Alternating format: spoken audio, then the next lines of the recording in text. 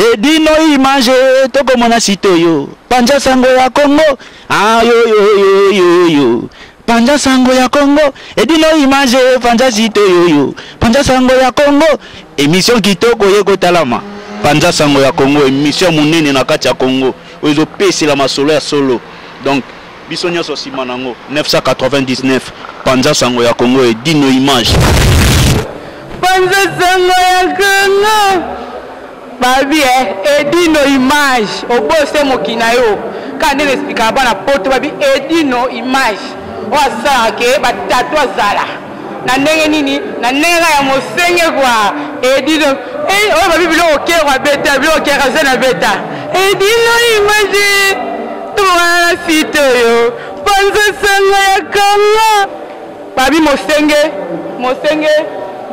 binaka mosenge Edino image Panja sango ya Congo bana Paris bana Londres bana Belgique bana Hollande bana Suisse bana Canada bana partout Panja sango ya Congo Edino image bolanda yango po yango ezana makambo ya solo eutaka na source Edino image papa Edino image ye azwaka tina source ata fin. Joyeux anniversaire à ma sœur Maman Pauline Zongo, ministre à Château Rouge.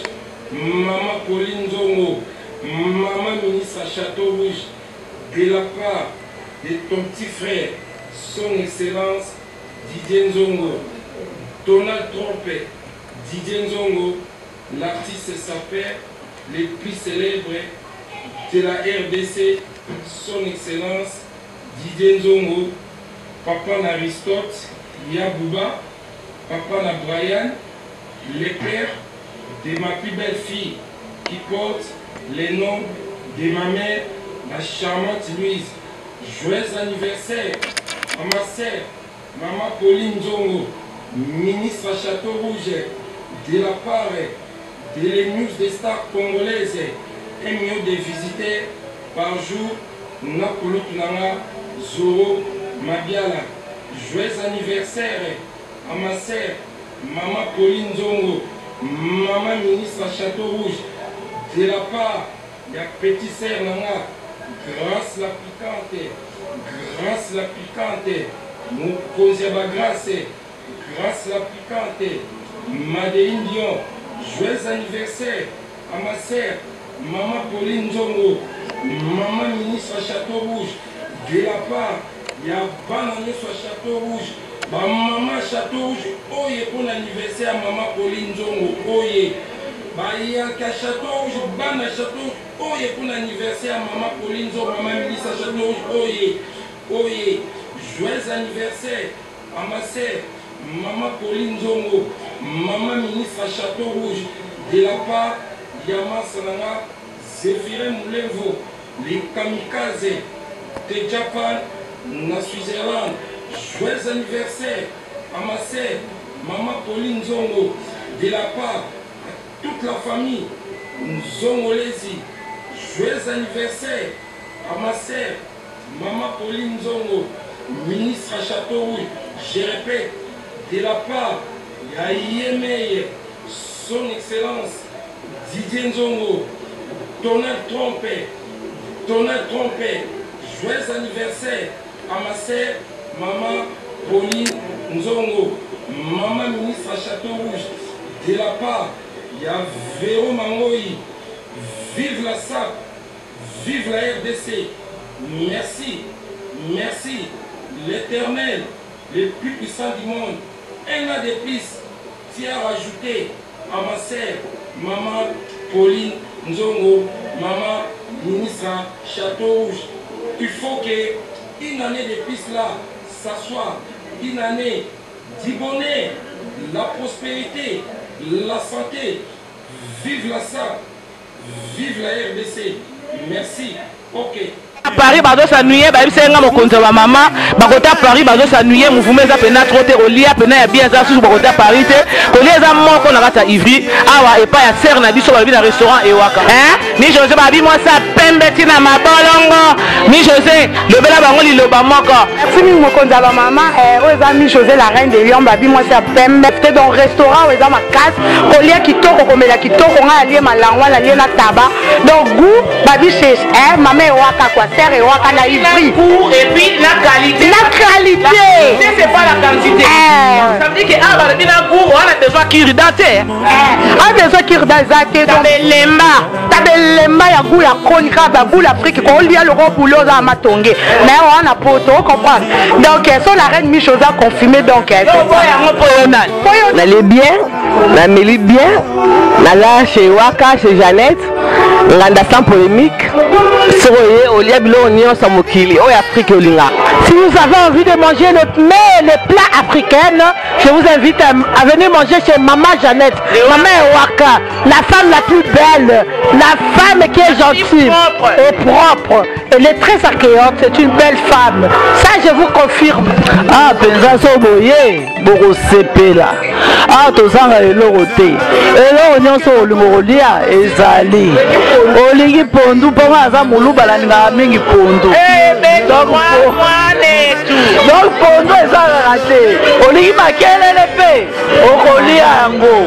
Donc nyonso ezali. Donc boye bele boko sepela. Ba fille a bien bazali. Et j'ai beaucoup de respect parce que ce restaurant est un beau restaurant où le milieu est convivial. Donc j'invite tout le monde à venir ici chez Maman Ewaka. C'est un restaurant où on boit, on mange et la cuisine est bien faite et bien cuisinée. Donc on le suit par rapport à sa bouffe, voilà, l'accueil au fait, voilà. Vous savez, je connais, ça fait, je sais pas, ça fait 10 ans, je connais. Donc on est là pour... Oui, Ngaï Jeannette, comme on a Jeannette, et Wakeza Combo restaurant. Donc Nazana Ivry, Binomo Bomoni, cadre propre, donc Bolembisi, donc Mbisi Kitoko, Bilonyo Kitoko. Et Bella Tinamikua. Voilà, donc et puis c'est Kotarapena Tinamikua. Donc voilà, on a Katka na Olamba. Pas serre na biso Jeannette et Waka babi ko lia kitoko makaya. Oh my, on est nga lula la malangwa mais na lia ba malangwa mais et puis c'est kota makamba bono na mona te tina kuta batata suka. Donc vraiment ko lia kitoko ko mela kitoko. Donc boye pe so mona basa kitoko yawa ngomona ba vojo yawa donc serre Waka Simbigwa dans les bons.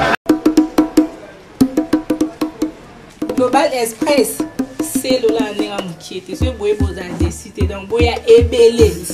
Na kata Global Chitunga wo. Global Express. L'agence Loza Angola ne pas bien las cosas embarco n'avione et todo Angola. Global Express en Paris. Ici Congo.